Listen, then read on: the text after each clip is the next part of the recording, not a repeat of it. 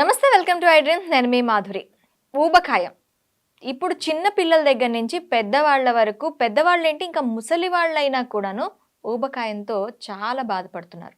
మరి ఈ ఊబకాయాన్ని ఎలా తగ్గించుకోవాలి, అసలు రాకుండా ఎలా చూసుకోవాలి, వచ్చిన తర్వాత దాన్ని తగ్గించుకోవటం ఎలా, డీటెయిల్గా చెప్పడానికి మనతో పాటు ఉన్నారు విక్రమాదిత్య గారు, vegetarian therapist and founder of sun spiritual society. తనని అడిగి డీటెయిల్గా తెలుసుకుందాం. Hello hello sir. సూర్యోస్మి తల్లి. సార్, మనకి ఒబెసిటీ అనేది చాలా ఎక్కువగా ఈ మధ్యకాలంలో అనేది కాదు, చాలా ఏళ్ళ నుంచి ఆ ఊబకాయం అనేది మన సంస్కృతిలో అదొక ఇదే అయిపోయింది. చాలా మంది ఊబకాయం అంటే మీ తాత లావుగా ఉండేవారు కదా, నీకు అది వచ్చింది, ఇలా జెనెటికల్గా కూడా దానికి కొంచెం యాడ్ చేస్తూ వస్తున్నారు. అసలు ఊబకాయం కారణాలు ఏంటి, దాన్ని ఎలా తగ్గించుకోవాలి? అందరే మీరు అన్న దాంట్లోనే ఊభము కాయము విడదీద్దాం. ఊభకాయం, ఊభం అంటే వృద్ధి పొందింది, లేకపోతే లూజుగా ఉంది. ఊబ మనం ఈ మురుకు గుంటలు అవి చూస్తాం చూసారు, నీరు ఎక్కువగా నిలబడిపోయిన చోట మెత్తగా సాలిడ్గా ఉండేటువంటి ఒక గుంట, మట్టి లాంటి పదార్థం ఊబ, దాంట్లో అడుగు పెడితే దిగిపోతాం. ఇది ఊబ కాయం అంటే శరీరం అలా తయారైంది, లూజుగా తయారైపోయింది, సహజత్వాన్ని కోల్పోయింది. మట్టి అంటే మన ధాతువులు ఉంటాయి, మన శరీరంలో ధాతువులు ఉంటాయి. అలాగే మనం పాంచభౌతికమైనటువంటి వరల్డ్లో ఉన్నాం. అంటే అగ్ని, భూమి, నీరు, గాలి, ఆకాశం, స్పేస్ ఎనర్జీ, ఈ 5 ఎలిమెంట్స్ తోటి వరల్డ్ ఉంది. అలాగే మనం కూడా అలాగే ఉన్నాం. 5 ఎలిమెంట్స్లో ఇక్కడ ఆ తత్వం, భూతత్వం ఓబా అన్న ఉందండి. భూతత్వం సహజత్వాన్ని కోల్పోయింది. భూమి ఎలా ఉండాలి? డ్రైగా ఉండాలి. లేదు, మనం వ్యవసాయ భూమి, అది వ్యవసాయం చేస్తున్నా కూడా తేమగా ఉండాలి. అలాగే కొన్ని రకాలు ఉంటాయి, డ్రై ఆరుదల పంటలు అంటారు. అట్లా అంటే మన చిరుధాన్యాలు, ఇట్లకి వాటర్ ఎక్కువ అక్కర్లేదు, అక్కడ వాటర్ ఉండకూడదు, అందుకని అక్కడ డ్రైగా ఉంటుంది. కొన్ని రకాలు ఎడారి భూములు ఉంటాయి, అసలు వాటరే ఉండదు. అంటే మన శరీరం కూడా ఈ తత్వాల మీదే ఆధారపడి ఉంటుంది. మనం ఎనలైజ్ చేసుకుందాం, చెప్పింది ఏది గుడ్డిగా నమ్మొద్దు, ఎనలైజ్ చేద్దాం. ఎర్త్ ఎనర్జీ వాటర్తో నింపబడి ఉండడం వల్ల లూజ్ అయిపోయింది. మన శరీరంలో ఆ భూమి అనే తత్వం, శరీరాన్ని కూడా భూమితో పోలుస్తారు. శరీరంలో భూమి అంటే మనం పాంచభౌతికం కదా, earth energy, air energy, fire energy, water energy, space energy, ఇవన్నీ సమతుల్యంగా ఉన్నప్పుడు చాలా ఫిట్గా, హ్యాపీగా, హెల్దీగా ఉంటాం. ఇందులో మనం ఆ ఊబకాయం గురించి మాట్లాడుకుంటున్నాం కాబట్టి దీంట్లో ఆ ఎర్త్ ఎలిమెంట్ అనేది డ్యామేజ్ అయింది, వాటర్తో నిండిపోయింది, అందుకని ఊభం అయ్యింది. దీన్ని వాతతత్వ శరీరం, వాతం వల్ల అంటారు. పంచభౌతికమైన శరీరం త్రిదోషాలతో, సప్తధాతువులతో, 7 ధాతువులు, 3 దోషాలు, 5 ఎలిమెంట్స్తో మనం జీవిస్తున్నాం. ఇందులో ఒక ఎలిమెంట్ డ్యామేజ్ అయింది, దానివల్ల మనకి ప్రాబ్లమ్ స్టార్ట్ అయింది. ఇందులో ఫైర్ అనే ఎలిమెంట్ అంటే వర్షాలు ఎక్కువ పడుతున్నాయమ్మా, ఎండ రావట్లేదు, నేల ఆరుతుందా? ఆరదు. అప్పుడు ఆ నేల ఎలా ఉంటుంది? తడిగా, బురదగా, చెమ్మగా. అదే ఒక గుంట పడింది, ఒక నీరు నిలబడడానికి, మురుగునీరు నిలబడడానికి అవకాశం ఏర్పడింది, కొట్టుకొచ్చిన మట్టి అంతా కూడా అందులో చేరింది, చెత్త చెదారం అన్నీ చేరినాయి. ఒక మట్టే కాదు, చెత్త చెత్త. అదే ఒక ఇసుక ఉంది అనుకోండి, ఒక గుంటలో ఇసుక ఉంది, వాటర్ ఉంది, నో ప్రాబ్లం, గట్టిగానే ఉంటుంది. చెత్త చెదారంతో నింపబడింది, ఆకులు, మట్టి ఇవన్నీ కలిపి నిండింది, అది ఊబగా తయారైంది. ఒకవేళ దాంట్లో మనం అడుగు పెడితే దిగిపోతాం. అంటే ఇక్కడ మన శరీరం ఇసుక ఉంది అనుకుందాం, లోపల గట్టిగానే ఉంటుంది, ప్రాబ్లం ఏం లేదు. మట్టి ఉంది, పర్లేదు, ప్రాబ్లం లేదు. చెత్తతో కలిపి ఉంది, ఓకే, మనం తీసుకునే ఫుడ్, ఇది ఒక డస్ట్బిన్గా భావించి వేస్తూ ఉన్నాం కాబట్టి పాడైపోయింది. ఎప్పుడైతే సహజత్వాన్ని కోల్పోయామో అప్పుడు ఆలోచించడం మొదలుపెట్టాం, అప్పుడు తింటం మానేస్తున్నాం, దానివల్ల నో యూజ్. ఇక్కడ మన శరీరంలో ఆ 5 ఎలిమెంట్స్లో ఫైర్ ఎనర్జీ తక్కువగా ఉంది, అరుగుదల వ్యవస్థ పాడైపోయింది. సూర్యుడు రాలేదు కాబట్టి తడిచిన నేల తడిగానే ఉండిపోయింది, పొడవలేదు. ఓకే, మన శరీరంలో జఠరాగ్ని, ఉష్ణతత్వం, నాభి, మణిపూరక చక్రం పాడయింది కాబట్టి లోపలేసినటువంటి చెత్త చెత్తగానే ఉండిపోయి ఏదో దంచి మిక్సీ చేసి పక్కన పెట్టేసింది. అది అరుగుదల వ్యవస్థ పాడైపోయింది అని శరీర వ్యవస్థ చెప్తూ ఉంటుంది, మనం వినే స్థితిలో మనం లేము. ఓకే, ఎవరికి వాళ్ళు అనలైజ్ చేసుకోవాలి. విక్రమాదిత్య చెప్పేదో ఇంకొకటి చెప్పేదో విని ఆలోచించి మీ తత్వానికి తగ్గట్టుగా, ఎందుకంటే అందరూ ఒకే కోవకి రారు. వాతపిత్త కఫాలు మనుషుల్ని బట్టి మారుతూ ఉంటాయి. ఓకే. మీ బాడీలో ఎలిమెంట్స్ కూడా మీరు చేస్తున్న పని మీద ఆధారపడి పనిచేస్తూ ఉంటాయి. మీరు ఒక ఈ ఇనప వస్తువులు తయారు చేసే ఫ్యాక్టరీ ఉందనుకోండి, అది ఉష్ణతత్వంగా ఉంటుంది. అక్కడ మీరు ఫైర్ ఎలిమెంట్తో ఎక్కువగా ఉన్నారనుకోండి, పిత్తతత్వంతో బాగా ఎక్కువగా ఉన్నారనుకోండి, మీరు అక్కడ ఉండలేరు. అప్పుడు మీకు ఏం కావాలి? వాటరో కఫమో ఉండాలి. మనకి ఎండాకాలం కఫం ఎక్కువ అవుతుంది శరీరానికి. బయట నుంచి వచ్చే వేడిని తట్టుకోవడానికి కఫాన్ని పెంచుకుంటుంది శరీరం. శరీరమే పెంచుకుంటుంది. అక్కడ ఉన్నటువంటి సందర్భానుసారం మారుతూ ఉంటుంది. ఈ వాతావరణ శీతోష్ణ స్థితిలోని మనం తీసుకుంటున్నటువంటి ఆహారాన్ని, మనం వ్యవహరిస్తున్నటువంటి ప్రదేశాలని తగ్గట్టుగా మన శరీరం మార్పు చెందుతూ ఉన్నప్పుడు దానికి కావలసిన పదార్థాలని మనం ఇస్తూ ఉండాలి. ఓకే. అంటే ఒబిసిటీ ఉంది కాబట్టి అందరికీ ఇదే పని చేస్తుంది ఒకే తీరు, డయాబెటీస్ ఉంది కాబట్టి అందరికీ ఒకే తీరు ఉండదు. శరీరాన్ని బట్టి శరీరానికి తగ్గట్టు మన శరీరాన్ని, మన శరీరం మీద మనకు అవగాహన ఉండాలి. మీకే ఉండాలి, నాకు కాదు. మీరు చెప్పినవి విని దాంట్లో మెలకువలు చెప్తాను. అంటే మనకి రాజీవ్ దీక్షిత్ గారని వాగ్భటుల శిష్యులు ఆయన చాలా రీసెర్చ్ చేసి అష్టాంగ హృదయం ఇలాంటివన్నీ బాగా చదివి ఒక అద్భుతమైనటువంటి సూత్ర ప్రణాళికను తయారు చేశారు. ఆయన చెప్తారు ఏమంటాయి, 85% నీకు నువ్వే డాక్టర్, నీకు నువ్వే వైద్యుడివి. ఏం జరుగుతుందో నీకు తెలిసినంతగా నాకు తెలియదు. ఈ 85 దాటిన తర్వాత నీ కంట్రోల్లో లేదు. అప్పుడు విక్రమాదిత్య ఆ 15% నీకు తెలియని విషయాలు, నువ్వు మర్చిపోయిన విషయాలు గుర్తు చేయడానికి వస్తాడు. ఓకే. విక్రమాదిత్య సహాయం నీకు ఎప్పుడు కావాలంటే, నిన్ను నువ్వు చేసుకోలేకపోతే, నువ్వేమైనా మర్చిపోతే పాయింట్లు గుర్తు చేయడానికి వస్తాడు. పాయింట్లు గుర్తు చేయడానికి మళ్ళీ జీవన విధానం మొత్తం నీదే, నీ చేతిలోనే ఉంది. నిన్ను నువ్వు ఎనలైజ్ చేసుకోగలిగిన రోజు నువ్వు హ్యాపీగా ఉంటావు. ఓకే. ఇక్కడ మీ శరీర భాషను అర్థం చేసుకోండి. తినడం మానేస్తే ఆల్రెడీ శరీరం చెడిపోయింది. తినడం మానేయడం వల్ల అంటే ముందు ఫస్ట్ మనసు చెడిపోతుందమ్మా.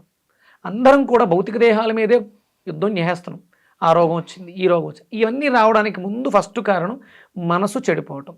మనసు చెడిపోయినప్పుడు ఎవరో తిట్టారు, కోపంగా ఉన్నావు, అయితే తింటాం మానేస్తావు, లేకపోతే ఎక్కువ తినేస్తావు. అవును, ఎక్కువ తింటాం. కోపం వచ్చేసి ఆ కోపంతో ఎక్కువ తినేస్తాం, క్రేవింగ్స్ ఎక్కువైపోతాయి. వాటిని గమనించండి. అప్పుడు ఏమైంది, నీకు ఆకలి ఎందుకు పెరిగింది? మనసు చెడిపోయింది కాబట్టి కంట్రోలింగ్ కోల్పోయావు.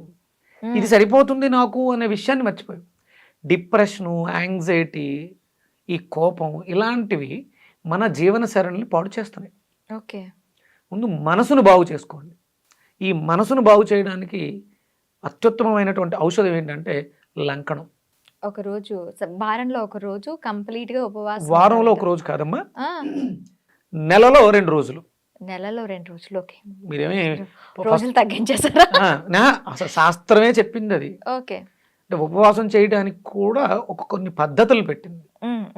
ఏకాదశి తిథికి నీ శరీరానికి బయట ఉన్నటువంటి ప్రకృతికి సంబంధం ఉంది. ఓకే. ఆ అనుసంధానం చెయ్యగలిగితే నీకు అద్భుతమైనటువంటి ఫ్రీక్వెన్సీ వస్తుంది ప్రకృతి నుంచి. ఓకే. నువ్వు ఎలా ఉండాలి, ప్రకృతిలో అన్నీ అంత హ్యాపీగా ఉన్నప్పుడు మనం ఎందుకు హ్యాపీగా లేము? మన దగ్గర ఏసీ రూమ్స్ ఉన్నాయి, బెడ్స్ ఉన్నాయి, కంఫర్ట్స్ ఉన్నాయి, వెహికల్స్ ఉన్నాయి, మనకి ఏం కావాలితే అవి చేసుకునే అన్ని అందుబాటులో జెడ్ ఉన్నాయి. మన దగ్గర లేని హ్యాపీనెస్, బయట అవన్నీ చాలా హ్యాపీగా ఉన్నాయి కదా. అవును. అవి ప్రకృతికి అనుసంధానమై బ్రతుకుతున్నాయి. ప్రమాదం వస్తుంది మనకన్నా ముందు వాటిలో తెలుస్తాయి. అవును, ఎందుకంటే అవి ప్రకృతితో అనుసంధానమైనవి. మనం కూడా అలా ఉండగలిగితే మనకు కూడా తెలుస్తుంది. మనకు కూడా ప్రకృతి వాటికి చెప్పినట్టే మనకు కూడా చెప్పుద్ది. కానీ ఆ ఫ్రీక్వెన్సీలో మనం లేవు కాబట్టి మనకి వినపట్ల. మనకి ఎప్పుడు ఉదయం బ్రేక్ఫాస్ట్ ఏం చేసాం, మధ్యాహ్నం లంచ్ ఏం చేయాలి, రాత్రికి డిన్నర్ ఏం ప్లాన్ చేయాలి, రేపు ఏం చేస్తే బాగుంటుంది, మనం ఇందులో ఉండిపోయాం. తినడమే జీవితం అన్నట్టు. మనం బ్రతకటం కోసం తినాలి. ప్రకృతిలో 84 లక్షల జీవరాశి కూడా కేవలం బ్రతకటం కోసమే తింటుంది. తినడం కోసం ఏది బ్రతకట్లే. అది మనం ముందు అలవాటు చేసుకోగలిగితే చాలా హ్యాపీగా ఉంటుంది. ఇక ఇక్కడ ఏమీ ఉపవాసాలు విపరీతమైనటువంటి ఉపవాసాలు చేయడం కూడా తప్పే. దానివల్ల ఏంటంటే మనసు పాడైపోద్ది. ఓకే. ఎందుకు వచ్చిందిరా ఈ కర్మ అనిపిస్తుంది. ఎందుకంటే కావాలని పని కట్టుకుని తినడం ఆపుతున్నాం. అది పోనీ చెయ్యాల్సిన సమయంలో చేస్తే పుణ్యము పురుషార్థము రెండూ వస్తాయి. ఏకాదశి తిథిలో ఉన్నటువంటి శక్తి మీ శరీరాన్ని మనసుని కూడా చాలా శక్తివంతంగా తయారు చేస్తుంది. ఓకే. తిథికి అంత ఇంపార్టెన్స్ ఉంది. అంటే మన జీవన విధానం ప్రకృతితో మమేకం చేసి ఈ తిథులు వారాలు నక్షత్రాలు ఇవన్నీ పెట్టారు ఋషులు. ఓకే. ఏకాదశి తిథి లంకనం అండ్ ఇంకొక రోజు 2 ఏకాదశుల? 2 ఏకాదశులు ఓకే. మనకి నెలలో శుక్లపక్ష వచ్చి ఏకాదశి కృష్ణపక్ష ఏకాదశి 2 ఏకాదశులు ఉపవాసం చేస్తే మంచిది. రెండు కంపల్సరీ చెయ్యాలి. ఓకే. ఇది మనకు అంటే ఈ మధ్య యూట్యూబ్ వచ్చిన తర్వాత ఏకాదశుల గురించి ఏం చేసుకుంటే మంచిది, అసలు ఏకాదశులు ఏమీ చేయకూడదు, ఉపవాసం ఉండాలి, భౌతిక దేహాన్ని శుద్ధి చేసుకోవాలి. ఇక్కడ నుంచి 5 రోజులు వెళ్తే పౌర్ణమి వస్తుంది, అమావాస్య వస్తుంది. అంటే అక్కడ మనసు మీద ప్రభావం చూపించే రోజులు అవి 2.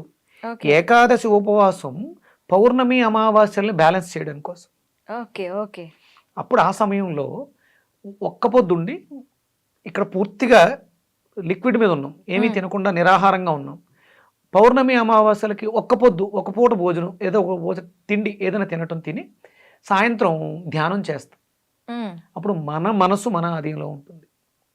ఈ ఏకాదశి పౌర్ణమి అమావాస్యలు చెప్తే పౌర్ణమి ఏమో ధ్యానాలు చేయడానికి, అమావాస్య ఏమో పితృతర్పణాలు చేయడానికి, ఏకాదశి ఏమో విష్ణుమూర్తికి పూజలు చేయడానికి అనుకుంటారు. మన శరీరం యాక్చువల్లీ ఆ 3 తిథులు మన శరీరాన్ని మనం భద్రపరచుకోవడానికి, మనల్ని మనం రక్షించుకోవడానికి. దేవుడి మీద ఒక ఇది పెడితే ఆ దేవుడు ధ్యాసలో ఉండైనా ఖచ్చితంగా చేస్తారు అని చెప్పి. ఒక భయం కాకపోతే భక్తిని, ఇప్పుడు ఆ భయం భక్తులు ఏమీ ఆ లేవు భయం భక్తిని కాబట్టి ఇంక్లూడ్ చేశారు. ఇది దైవికంగా. అంటే దేహమే దేవాలయం అన్నప్పుడు ఇక్కడ ఉన్నటువంటి విష్ణుమూర్తికి ఏం కావాలంటే ఆ రోజు ఆయనకి ఏమి వద్దు, నిరాహారంగా ఉండటం. ఆయనకు తులసి ఇష్టం కదా, నీళ్లలో తులసి దాళాలు వేసుకుని ఆ నీటిని అభిషేకించటం లోపల ఉన్నటువంటి విష్ణుమూర్తి. అదేమవుతుంది, అభిషేకం అంటే శుద్ధి చేయటం, లోపల శుద్ధి జరుగుతుంది. పౌర్ణమి పూర్ణచంద్రుడు మనస్కారకుడు కదా, అమ్మవారు శక్తి స్వరూపిణి, శక్తివంతంగా తయారవుతుంది ధ్యానం చేయడం ద్వారా. మరి అమావాస్య ఎందుకంటే చీకట్లు భయం వేస్తాయి కదా, అష్టమస్థానం కదా, భయపడకుండా ఉండడం కోసం, భవిష్యత్ ఉజ్వలంగా ఉండడం కోసం. చీకటి తర్వాత వచ్చేది వెలుగే కదా, అక్కడ నుంచి మళ్ళీ చంద్రుడు అలా పెరుగుతూ ఉంటాడు కదా. ఇవన్నీ సాంప్రదాయబద్ధంగా ఆధ్యాత్మిక జీవితానికి, ఆధ్యాత్మికత అనేది జీవితానికి ఉన్నత మార్గాలు వేసుకోవటానికి. ఓకే. దండం పెడితేను కొబ్బరికాయలు కొడితేను కాదు. ఓకే గురుగారు, అయితే ఊబకాయానికి ఇంకా ఏం చేస్తే బాగుంటుంది అంటారు? ఓకే, నెలలో 2 రోజులు లంకనం అన్నారు, తర్వాత ఓకే, చెడిపోయిన మనసును బాగు చేసుకోవడానికి మీకు బూడిద గుమ్మడికాయ చాలా అద్భుతంగా పనిచేస్తుంది. అది తెల్లగా ఉంటుంది, శివస్వరూపం అంటాం కదా. సోమవారం సోముడు, శివుడు పరమేశ్వరుడు. మీరు ఆ తొడిమి తీసేసి అలా పెడితే శుభ్రంగా విభూది రాసినటువంటి శివలింగంలా గోచరిస్తుంది. అలా అని చెప్పేసి అంటే ఇప్పుడు మళ్ళీ దాన్ని కత్తితో కోసి తాగడం తప్పు కదా, ఎలా ఆలోచించకండి. అది మనకి ప్రకృతిలో లభించే శివస్వరూపంగా ఉండే ఒక మంచి పదార్థం, శక్తివంతమైనటువంటి పదార్థం, మనల్ని మనం బాగు చేసుకోవటానికి. ప్రకృతిలో అంటే చాలా రకాల పదార్థాలు ఉన్నాయి. ఇది మన అరుగుదల వ్యవస్థను మెరుగుపరుచుకోవడానికి చాలా అద్భుతంగా పనిచేస్తుంది. ఇంకొకటి గురుగారు, మన దరిద్రం ఏంటంటే దాన్ని దిష్టి గురించి వాడటాని కోసం అని చెప్పి అది కూడాను ఒక దీనిగా బయట ఇంటి గుమ్మంకి వేలగట్టే ఒక పదార్థంగా దాన్ని సృష్టించి అలా విడిచిపెట్టి కేవలం దిష్టిలకే వాడతాం అది. అంటే ఇప్పుడు ఒక 5-6 అంతస్తుల బిల్డింగ్ అయినా, లేకపోతే ఎలాంటి ఇల్లు అయినా సరే, ఒక 5 అంతస్తులైనా సామాన్యమైనటువంటి పూర్వీ గుడిసైనా గుమ్మడికాయ ఇంతే ఉంటుంది, కాపాడేస్తుంది.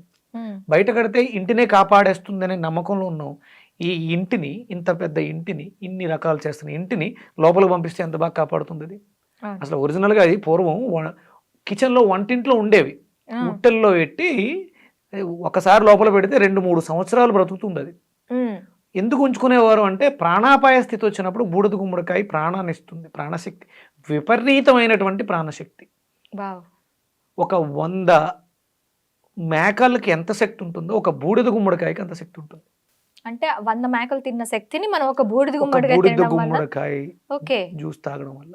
అలాగే అంటే బలుల సాంప్రదాయంలో ఒక మేకని బలిచ్చే బదులు, అంటే బలి సాంప్రదాయంలో జంతువుని బలిమ్మని ఏ దేవత కోరుకోదు, దానికి కూడా వేరే సిద్ధాంతం ఉంది. కూష్మాండ బలి అంటారు. కూష్మాండం ఇస్తే 100 మేకల్ని బలిచ్చినంత శక్తి. ఇది అరుగుదల వ్యవస్థను మెరుగుపరచడం ద్వారా మనకి ఆ ఊబకాయం వెయిట్ లాస్ అవ్వడానికి చాలా ఉపయోగపడుతుంది. అలాగే మనకి ఎండు కొబ్బరి అంటే కాల్షియం డెఫిషియన్సీ వల్ల కూడా అంటే స్కెలిటన్ చుట్టూ ఉండాల్సినటువంటి ఆ స్పృహ కోల్పోయింది కాబట్టి చర్మం వదులైపోయింది. విటమిన్ డి అండ్ కాల్షియం రెండూ కూడా ఎండు కొబ్బరిలో మనకు అద్భుతంగా లభిస్తుంది. బూడిద గుమ్మడికాయ జ్యూస్ ఉదయం మధ్యాహ్నం 2 పూట్ల తీసుకుంటూ కొబ్బరి ఉండలు బెల్లంతో తయారు చేసినటువంటి ఎండు కొబ్బరిని ఉండలుగా చేసుకుని రోజు ఒక 2-3 ఉదయం బ్రేక్ఫాస్ట్ సమయంలో తీసుకోవడం ద్వారా ఈ సమస్య నుంచి బయటపడవచ్చు. చాలా తక్కువ అంటే మనకి వెయిట్ లాస్ ట్రీట్మెంట్స్ అని చెప్పి వేలకు వేలు లక్షలకి లక్షలు కూడా పెట్టేవాళ్ళు ఉన్నారు. మనకి చాలా తక్కువ ఖర్చుతో ఇంట్లో ఉండే మన ఎందుకు పనికిరావు ఎండు కొబ్బరిని ఎవరు యూజ్ చేయట్లేదు ఈ మధ్యలో. అది కూడాను ఎప్పుడో పెళ్ళిలో తలంబ్రాలు పోయటానికి తప్పితే దాన్ని ఎవరు యూజ్ చేయట్లేదు. సో ఎండు కొబ్బరి మనం అసలు పనికిరావు అని చెప్పి పక్కన పెట్టే ఎండు కొబ్బరి అండ్ బూడిద గుమ్మడికాయ ఈ రెండింటితోనే మనం ఊబకాయాన్ని పెట్టచ్చు. ఎన్ని రోజులు చేయాలంటారు గురువు గారు?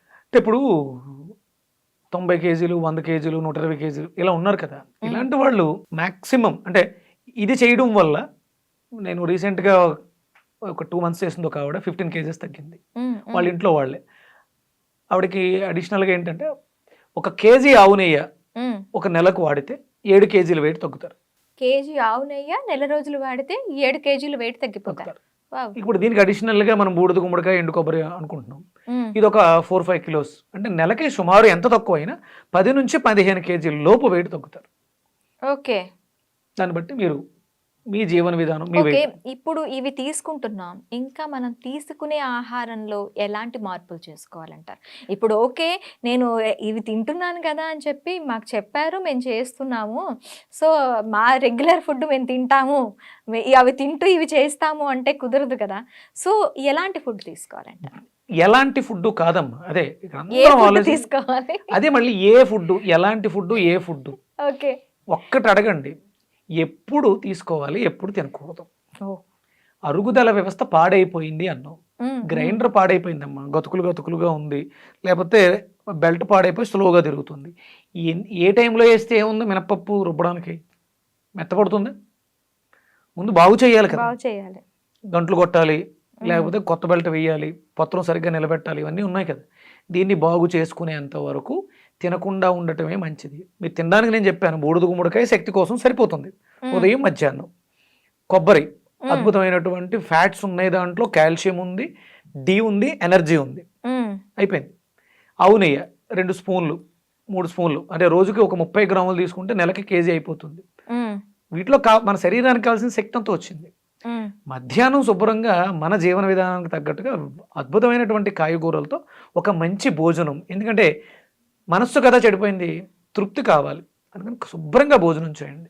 సాయంత్రం చంద్రోదయం అయిన తర్వాత, సూర్యాస్తమైన తర్వాత, చంద్రోదయం అయిన తర్వాత 1 గ్లాసుడు పాలు మిరియాల పొడి వేసుకుని శుభ్రంగా తాగండి, అయిపోయింది. ఈ డైట్ చాలు. ఇంతకు మించి ఎక్కువ ఆలోచించకండి. మీరు ఎక్కువ ఆలోచించకొలది మేము ఎక్కువ వీడియోలు చేసేస్తూ ఉంటాం, థంబ్నెయిల్స్ అవి పెట్టి చిటికేస్తే ఇది తింటే 100 కేజీలు జీవితంలో మళ్ళీ దాటం, కన్ఫ్యూజ్ చేసేస్తాం, చాలా కన్ఫ్యూజ్ అయిపోయారు. బూడిద గుమ్మడికాయ, కొబ్బరి, తర్వాత ఆవు నెయ్యి, ఈ 3 మనకి మితంగా తినటం, అది కూడాను ఆ మధ్యాహ్న పూట అండ్ సాయంత్రం. ఎందుకంటే నాకు కాన్ఫిడెన్స్ ఏంటంటే లోపలికి వెళ్ళిన తర్వాత బూడిద గుమ్మడికాయ మీకు ఆ నాలెడ్జ్ని ఇస్తుంది, బ్రెయిన్ యాక్టివ్ చేస్తుంది. ఇది తినాలి, ఇది తినకూడదు అనేది అది చెప్పుద్ది. నేను ఎవరిని చెప్పడానికి. ఇప్పుడు ఈ వెజిటబుల్స్ మీ వ్యక్తిత్వంలో మార్పును తీసుకొస్తాయి. ఆవు నెయ్యిలో ఉన్నటువంటి కాస్మిక్ ఎనర్జీ మిమ్మల్ని ప్రకృతికి అనుసంధానం చేస్తుంది. నేను బాగుండాలి, నేనే బాగుండాలి శారీరకంగా అంటే నాలో ఉన్న లోటుపాట్లు నాకు తెలియచెప్పినప్పుడు నేను ఎందుకు తింటాను అంతే. అమ్మ మీరు తినకండి అన్నాను అనుకోండి, ఆ టైం అసలు మీకు గుర్తొస్తుంది. తినొద్దన్నారు కదా, నాకు తినాలనిపిస్తుంది, ఏం చేయాలి గురువు గారు, ఏం చేయమంటారు? అందుకని అవి నేను చెప్పను, మీకు నాలెడ్జ్ ఉంటుంది, ఎవరికి వాళ్ళే మీ శరీరాన్ని మీరు అవగాహన చేసుకోండి అని మాట్లాడుతున్నాను. అందుకనే మీ జీవన విధానం వేరు, మీ పనులు వేరు, పనిని బట్టి మనం ఆహారాన్ని మాట్లాడుకోవాలి, చూసుకోవాలి, ఎవరికి వాళ్ళే. అది ఇప్పుడు బయట ఈ గోతులు తవ్వే వాళ్ళు వీళ్ళు ఉంటారు కదా, వాడికి సాఫ్ట్వేర్ కంపెనీలో సీట్లో కూర్చుని కంప్యూటర్ ముందు కూర్చుని వర్క్ చేసేవాడికి ఒకే రకం ఫుడ్ పెడితే సరిపోద్ది? అస్సలు సరిపోదు, అసలు సరిపోలదు, నాటి సరిపోదు, సరిపోలదు. ఇప్పుడు మిల్లెట్స్ ఉన్నాయి, ఇక్కడ సాఫ్ట్వేర్ కంప్యూటర్ ముందు కూర్చుని చేసేవాడికి మిల్లెట్ భోజనం పెట్టి బయట పని చేస్తున్న వాడికి నువ్వు శుభ్రంగా నీట్గా ఫ్రూట్స్ తినని పెట్టావనుకో, ఇద్దరు శరీరాన్ని కోల్పోతారు. వీడికి అరగదు, ఎందుకంటే శారీరక శ్రమ లేదు, వాడికి విపరీతమైనటువంటి శారీరక శ్రమ, వాడికి శక్తి సరిపోదు, వాడికి అంటే తేలికగా అరగకుండా. అదే అంటారు, ఉన్నవాడికి అరగని జబ్బు, లేని వాడికి ఆకలి జబ్బు. దాన్ని బట్టి ఆలోచించండి. మనం తినడం కోసం బ్రతకొద్దు, బ్రతకటం కోసం తిందాం. ఓకే ఓకే గురుగారు, థ్యాంక్ యూ సూర్యస్మృతి.